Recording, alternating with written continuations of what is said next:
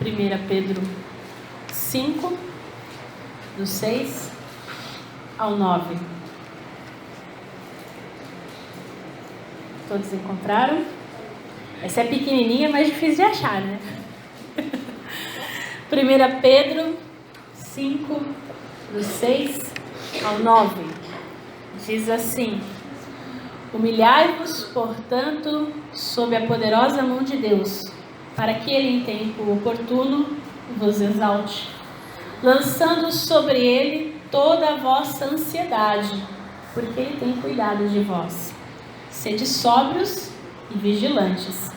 O diabo, vosso adversário, anda em derredor, como um leão que ruge, procurando alguém para devorar. Resisti-lhe, firmes na fé, certos de que sofrimentos iguais aos vossos estão se cumprindo na vossa irmandade espalhada pelo mundo. Nós estamos, ao longo desse mês de setembro amarelo, falando sobre prevenção ao suicídio. E eu vou usar o microfone porque eu não estou com a voz ainda muito boa. A tosse ainda não largou de mim. Eu quero largar dela, mas ela não largou de mim. Apesar de ser um tabu, a questão de suicídio, depressão, ser um assunto delicado, nós estamos falando ao longo desse mês sobre prevenção. Nós estamos refletindo sobre várias situações e vários sentimentos e dificuldades que podem levar ao extremo do suicídio. Nós, como cristãos, nós servimos ao Deus da vida. Nós precisamos pensar, orar e buscar formas de ajudar e exercitar nossa fé também em prol da vida, em prol daqueles que precisam viver. Sabemos que a depressão é uma das principais causas que leva ao suicídio. Nós falaremos especificamente sobre a depressão na próxima semana, mas nós sabemos que geralmente o que leva à depressão é a ansiedade. É uma das causas. Aqui nós não somos médicos para bater o martelo, Nós estamos amparados por vários escritos, por vários estudiosos. Então, quando a gente prepara aqui, eu tenho esse cuidado de ler. Então, aqui a gente não está batendo martelo sobre tudo, até porque o nosso tempo é mínimo e a gente não pode afirmar tantas coisas. Mas uma das coisas que nós falamos a semana passada, e que é bom trazer a memória e lembrar, que depressão não é falta de fé. Que é uma coisa que a gente escuta dentro das nossas igrejas, mas a gente viu que depressão não é falta de fé. Que muito pelo contrário, a fé nos ajuda a passar pela depressão, tendo confiança em Deus, tendo certeza que Ele nos ajuda. Nós vimos que as verdades do Evangelho, quando pregadas para nós mesmos, nos ajudam a lembrar que nós somos filhos e filhas amados de Deus, cuidado e amparado por Ele. E hoje a gente vai falar um pouquinho sobre a ansiedade. É consenso entre os estudiosos que a ansiedade é um dos males do nosso século. Ainda mais nós que consumimos tanta informação, estamos aí sendo muitas vezes despejam informação em cima da gente. Então a gente vive assim uma constante ânsia pela próxima informação. E esse excesso de informação também é prejudicial. A gente já ouviu muito falar também que a ansiedade é excesso de futuro. Ou seja, ficar ansioso é pensar no que vai acontecer. Mas nós sofremos muitas vezes porque nós não pensamos no que vai, nós pensamos no que pode acontecer. E aí a gente começa a se angustiar, a gente começa a se afligir, a se perturbar por causas incertas. Nós começamos a conjecturar, acho que essa é a melhor palavra, dentro da nossa mente, o que pode acontecer. Mas quando nós realmente podemos falar e pensar, ou mesmo verbalizar, a gente vê que muitas vezes essas conjecturações, ou seja, essas possibilidades de futuro, nem sempre são reais.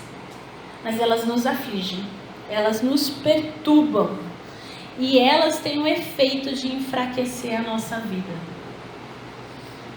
Então, quando a ansiedade ela se torna um transtorno, a pessoa não consegue mais relaxar. A paz lhe é tirada. Ela passa a ter a sensação constante de que algo ruim vai acontecer. Porque ela está sempre pensando em todas as possibilidades de acontecimento. E como a nossa mente, ela costuma trabalhar contra a gente, ela sempre vai pensar no pior, do pior, do pior que alguém pode dizer, ou que você pode pensar, você vai potencializar isso. Nós temos essa habilidade. Isso vai gerando uma ansiedade exagerada, uma ansiedade incontrolada, que vai nos consumindo, Então, a gente começa a pensar, a partir então do inúmeros excessos de informações que nós temos, nós começamos a pensar nas inúmeras tarefas que a gente precisa fazer para cumprir aquilo que a gente acha que é necessário cumprir. E aí a gente vai ver que no fundo, a gente começa também a desejar coisas que nós não precisamos. Não sei se você, quem gosta aí de rede social, você está lá vendo algo, um videozinho do bichinho que você achou bonitinho, do cachorrinho, de repente entra um anúncio. E aí oferece para você algo assim, que você fala assim, nossa, que legal, vou comprar esse patins para patinar no gelo. Mas não tem gelo, você está em São Carlos. Mas aquele anúncio te convence que você precisa daquilo.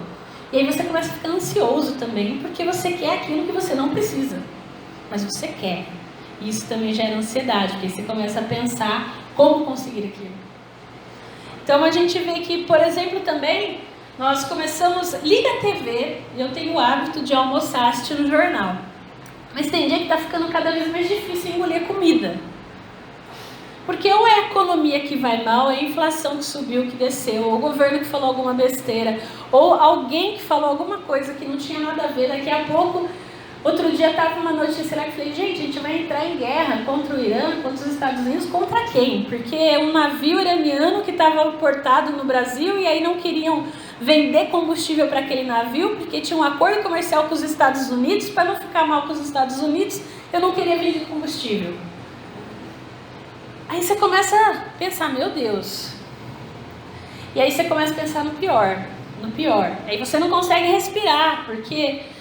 tá pegando fogo em tanto lugar que tá cheio de fumaça a sua casa, a sua região, e aí você começa a pensar, meu Deus. E na hora que você vê, você já tá ansioso, porque é tanta notícia ruim. É fulano no Rio de Janeiro que é bala pra cá, é bala pra lá, e você pensa, meu Deus, será que isso vai acontecer aqui em São Carlos? Aí você abre o Cidade On, que é a notícia local, aí você fica mais triste ainda. Porque as notícias da nossa cidade, infelizmente, não são diferentes. E muitas vezes as pessoas que nós amamos são vítimas de violência. E isso também vai deixando a gente ansioso. Como eu vou proteger minha família? Como eu, estando longe, viajando, vou ter certeza que a minha esposa está bem? Como que a minha mãe, lá na cidade dela, vai me ligar 6 vezes sim, para ver se está tudo bem? Os nossos pais, as nossas mães, a preocupação, os nossos filhos que estão longe, será que está bem com meu pai? Será que está bem com minha mãe? Isso gera ansiedade. A gente não percebe o quanto o excesso de informação nos deixa ansiosos, mas deixa.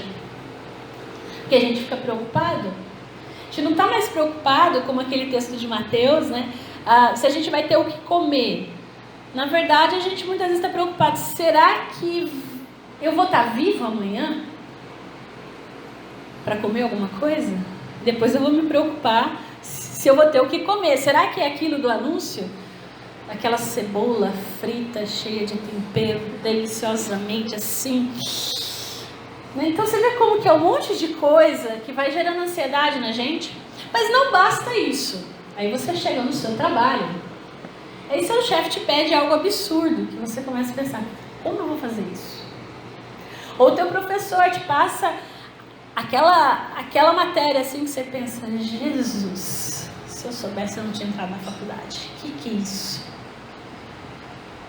E a gente se vê desafiado e desafiadas a fazer coisas que a gente não está acostumado, mas enfim, a gente, não, eu estou aqui, eu vou fazer.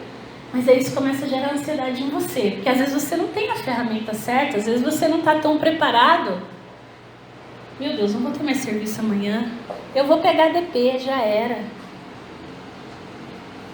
Então a gente começa a entrar num círculo vicioso que vai gerando cada vez mais ansiedade na gente. Mas talvez você seja uma pessoa paz e amor e você nunca tenha ficado ansiosa, espero que não. Mas o fato é que você já viu alguém ansioso. Em algum momento da sua vida você já ficou ansioso. Pedro já. E por isso que ele vem falar para nós essa manhã. E ele foi o do tipo ansioso. Ele foi tão ansioso que eu abri errado o texto de Mateus naquela hora, mas é justamente o texto em que Pedro afunda sobre as águas. Ele está lá olhando para Jesus. E aí ele começa a olhar o mar, ele começa a olhar o vento. O que acontece? Afunda. Pensa alguém ansioso. Você vê que ele tem tanto medo lá no jardim do Getsemane, o que ele faz? Ele pega, puxa a espada, enfrenta lá o soldado romano e corta a orelha. A gente aqui é na base da faca. Pensa alguém ansioso?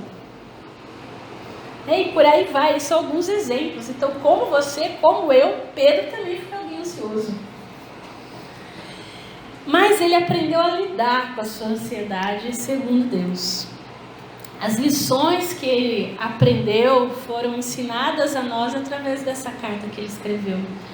E a gente pode observar como ele mudou e como isso enche de esperança até o coração mais ansioso que está aqui essa manhã. Eu não sei se você já percebeu. Vamos falar de algo que gera também muita ansiedade.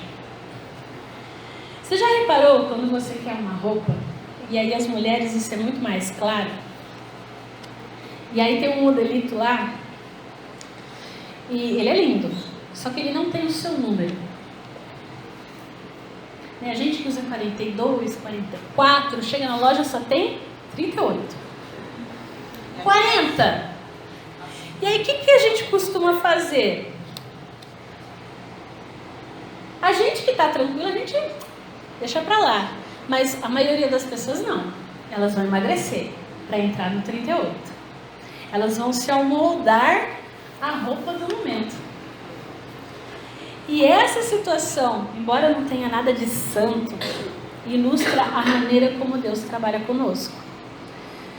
Se você vê Pedro, ele coloca pra gente que nós precisamos nos cingir da humildade na luta contra a ansiedade. Nós precisamos realmente emagrecer para entrar nessa roupa. Isso é maravilhoso, porque constantemente a gente lê na palavra de Deus repetidos apelos para que nós nos revistamos de alguns trajes que a Bíblia nos apresenta. Você pode abrir lá depois em Romanos 13, em Efésios 6, em Colossenses 3. O importante é que é dizer que a primeira roupa foi feita pelo próprio Deus.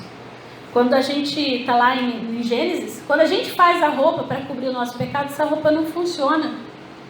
Ela não cobre. Deus vai lá e Ele faz uma roupa que realmente pudesse cobrir o nosso pecado. O Criador rejeitou o estilo do ser humano e providenciou outro melhor, porque Ele viu que a gente não ia funcionar.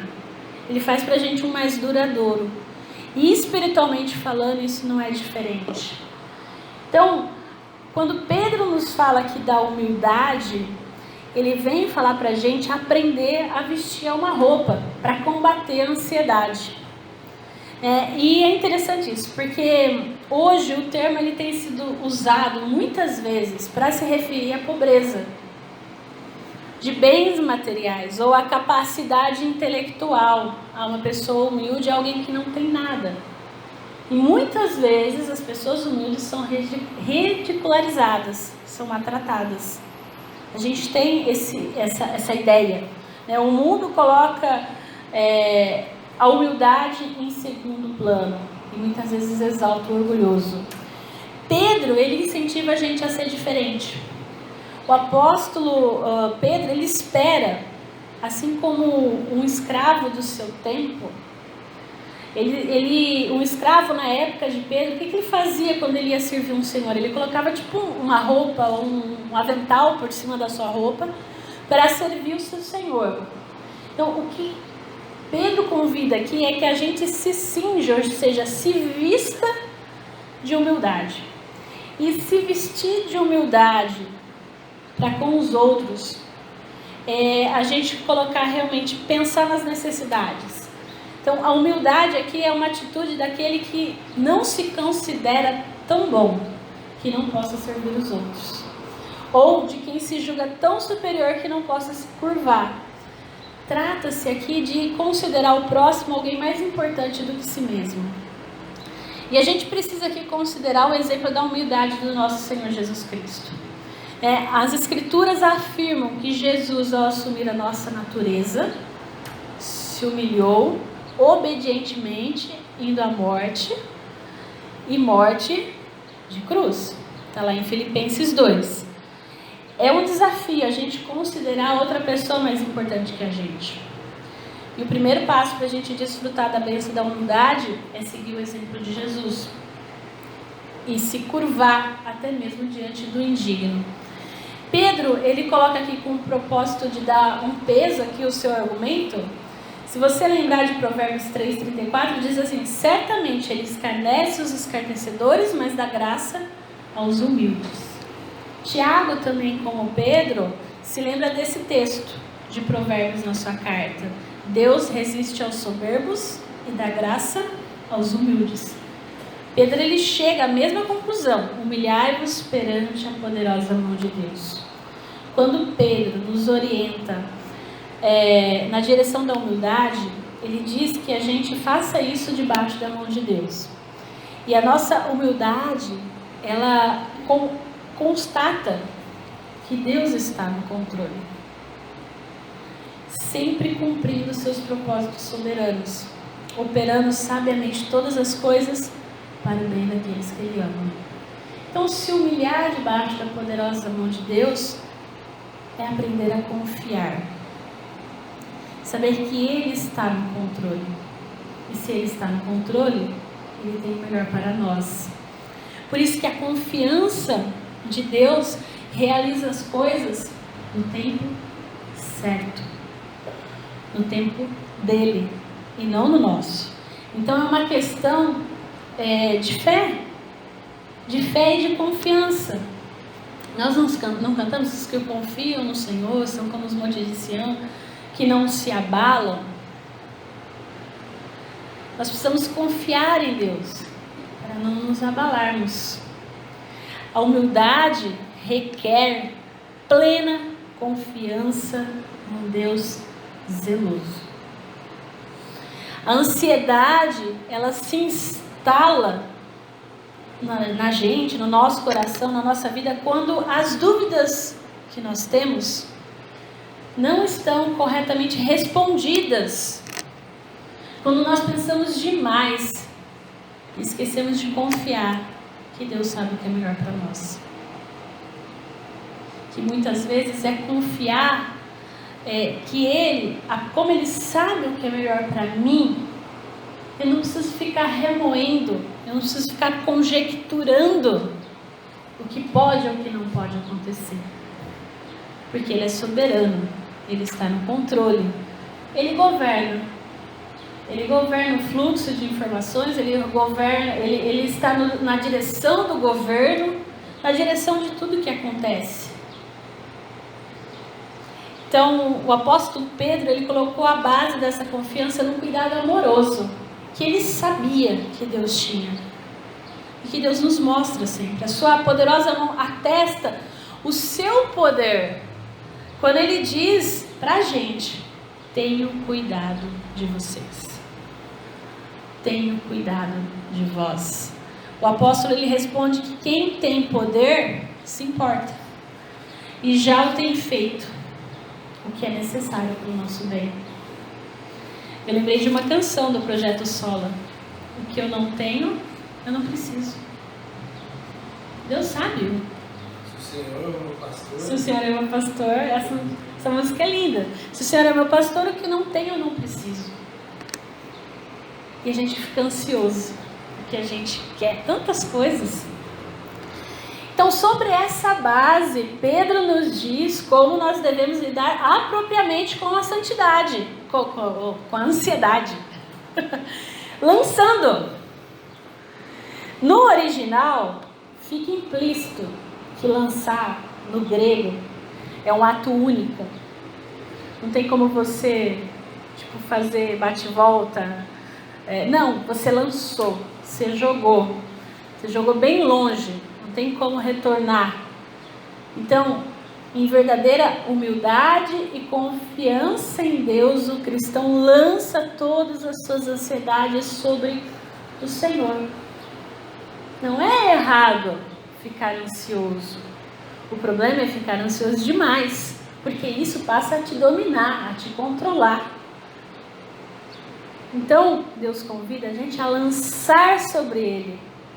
O que Deus nos está ordenando por intermédio de Pedro é que a gente reúna toda a nossa ansiedade, todo o nosso descontentamento, todo o nosso desânimo, todo o nosso medo, todo o nosso desespero, toda a nossa dúvida, toda a nossa dor, todo o nosso sofrimento, tudo aquilo que deixa a gente pilhado, para usar o termo que a gente conhece bastante, que a gente possa lançar isso tudo sobre Deus. Toma, Senhor, eu confio em Ti, eu sei que o Senhor vai fazer o melhor. Esse é o convite do apóstolo. E ele coloca aí para a gente duas coisas interessantes. Ele coloca aqui, exaltação no tempo oportuno. Quando nós lutamos contra a ansiedade, a gente precisa nos lembrar de que Deus realmente cuida de nós. A gente precisa trazer isso à memória. Nem sempre a gente pode mudar a situação. Mas em todas elas nós podemos contar com o cuidado amoroso de Deus. Infelizmente, às vezes, as coisas ruins vão acontecer. Vão nos preocupar. Mas lembre-se, você é filho, você é filha amado de Deus. Tudo que a gente passa nessa vida tem o objetivo de nos alterar, de nos fazer crescer, mesmo a dor, a dúvida, o medo, as circunstâncias difíceis, elas moldam, tudo isso molda o nosso caráter e nos convida a confiar na providência de Deus, para que a gente possa dia após dia ser mais parecidos com Jesus. O fato é que se você se humilhar realmente sobre a poderosa mão de Deus, lançando sobre Ele toda a sua ansiedade, você vai poder desfrutar do cuidado de Deus. E no tempo certo, Ele nos exalta. Ele supre a nossa necessidade, a nossa demanda. Pedro diz que quando nos humilhamos diante da mão de Deus, no tempo oportuno, Ele nos exalta. Não foi isso que a gente leu? Paulo vai falar lá aos Filipenses sobre essa ação semelhante que está lá no 2,9. Ele diz assim: exaltou sobremaneira, Ele deu o nome que está acima de todo nome. Ele está falando de quem? De Jesus. E se humilhou, mas no tempo oportuno foi exaltado. O próprio Senhor também havia ensinado que quem a si mesmo se exalta será humilhado. Está lá em Mateus 23:12. Então essa é uma promessa de Deus, cujas promessas Ele sempre cumpriu. Por que você acha que na sua vida vai ser diferente?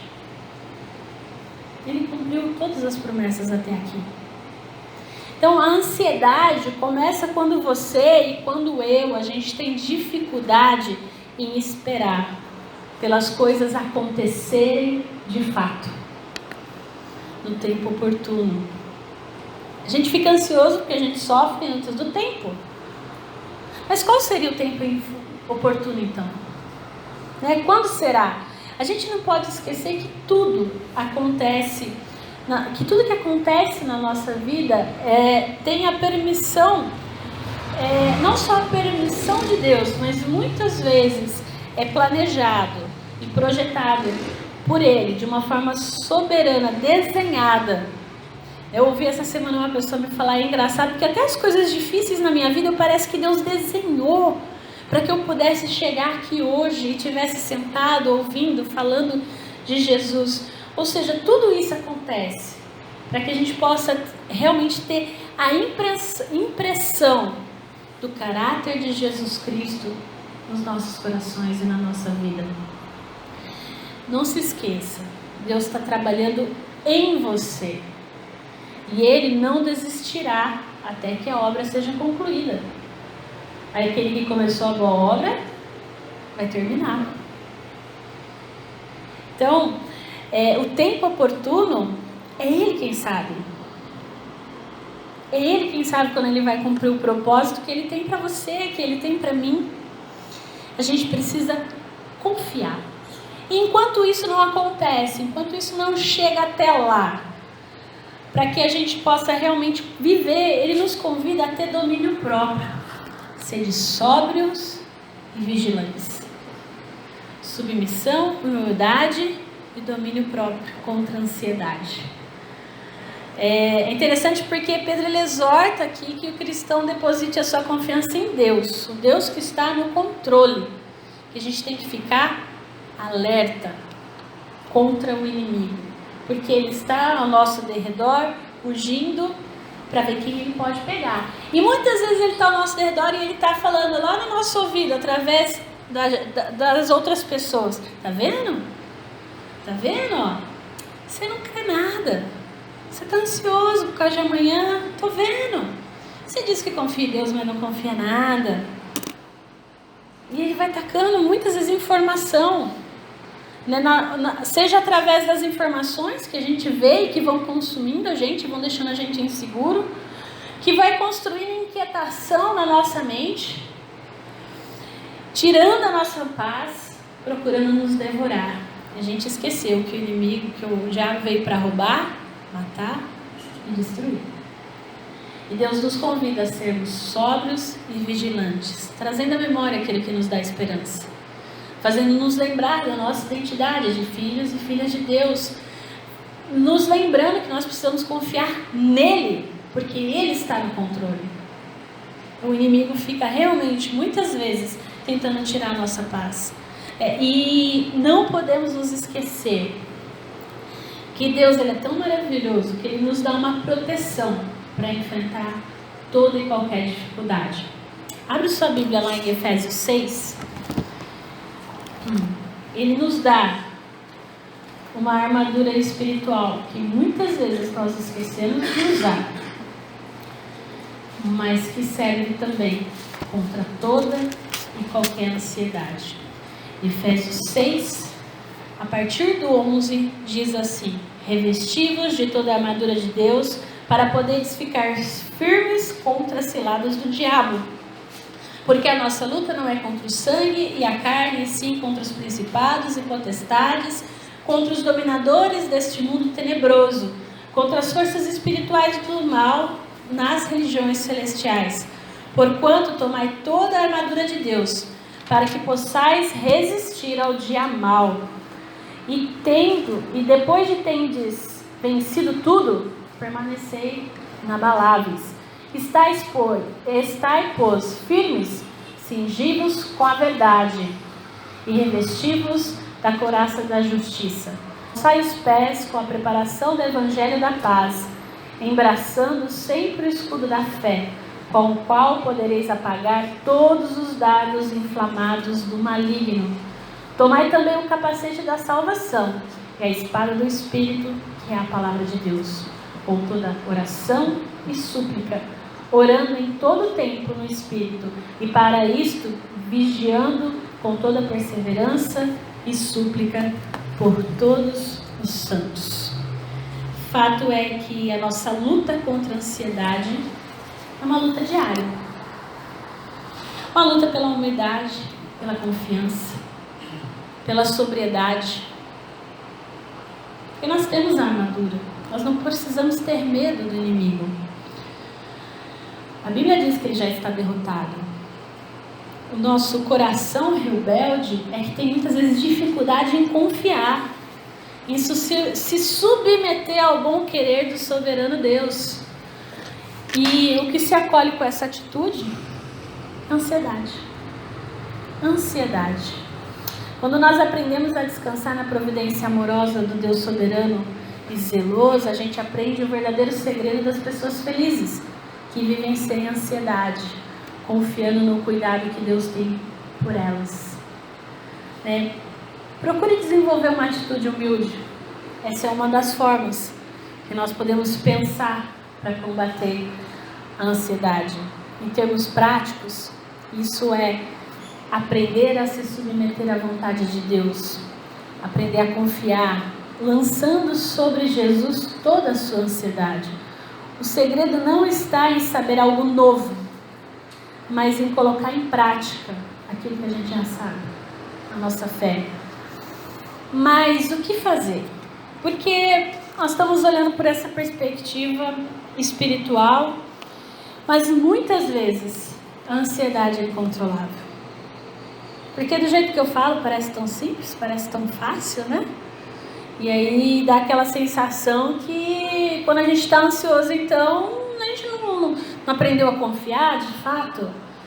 Quando a ansiedade está tão impregnada dentro da gente que a gente não consegue controlar ela sozinho. Quando chegar a nível de ter crise de ansiedade, porque às vezes a gente tem crise, a gente literalmente surta. A gente não entende por quê, mas a gente está surtando. O que fazer? O que fazer? Busque ajuda. Busque ajuda. Você não está só. Como termina o versículo 9, não sei se você prestou atenção. Lembre-se de que seus irmãos em Cristo, em todo o mundo, estão passando pelos mesmos sofrimentos. Eu também passo por isso. Cada um de nós. Você também. Todos nós estamos nessa luta juntos. Busque um amigo, uma amiga. Busque um conselho do pastor, da pastora, um aconselhamento médico. Busque terapia. Deus apresenta para nós infinitas formas de nós cuidarmos de nós mesmos. Quando você se deparar com alguém em crise de ansiedade, não menospreze. Não menospreze. Não julgue. É falta de fé. Isso aí, normal, sempre fez isso. Você gostaria que fizesse isso com você? Então, cuide. Abrace. Porque Deus cuida de nós. Ele diz pra gente, não fiquem preocupados com coisa alguma. Em vez disso, orem a Deus pedindo aquilo que vocês precisam. E agradeçam por tudo que Ele já fez. Mesmo quando o dia estiver difícil, quando a ansiedade for consumidora e ela parecer que vai apertar o seu coração e você vai parar. Busque ajuda. Não enfrente isso sozinho. Porque às vezes nós estamos frágeis e fracos porque nós achamos que nós somos super-heróis, mulheres maravilhas. Foi o que nós falamos na semana passada. E eu volto a repetir. Nós não somos. Nós precisamos de um Salvador. E Cristo veio a esse mundo, morreu, viveu e ressuscitou para nos salvar. E às vezes nós estamos tão debaixo de ansiedade, tão cheios desse mundo que a gente esquece dessa verdade e a gente se consome sozinho. Busque ajuda. Busque ajuda. Deus, Ele é sabedor das nossas imperfeições. Ele mandou Jesus.